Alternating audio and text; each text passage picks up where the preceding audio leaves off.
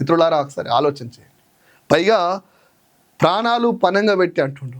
కవచ కుండరాలు ఉండగానే శత్రువుతో కొట్లాడి గెలవలేక, శత్రువు దెబ్బలు తాళలేక, శత్రువుకి మిత్రుడిని అప్పయెప్పి పారిపోయి వచ్చిన అదముడు కర్ణుడు.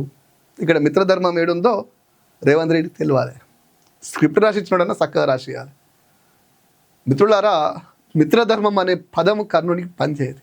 ఎందుకు పనిచేయదంటే, నిజంగా నీకు ఆల్రెడీ కవచ కుండరాలు ఉన్నాయి, నువ్వు చచ్చిపోవని తెలిసి కూడా ఆ దెబ్బలకి తట్టుకోలేక నీ మిత్రుడిని శత్రువు కాడ వదిలేస్తే అర్జునుడు కాడ వచ్చి కాపాడింది. లేదంటే ఎప్పుడో దుర్యోధనుడు చచ్చిపో. అంటే ఇట మిత్రధర్మం కూడా లేదు. మిత్రులారా, ఇంకా చాలా చెప్తాం. ఇంకేమంటుండు, బార్బారికుడి పేరెత్తిండు.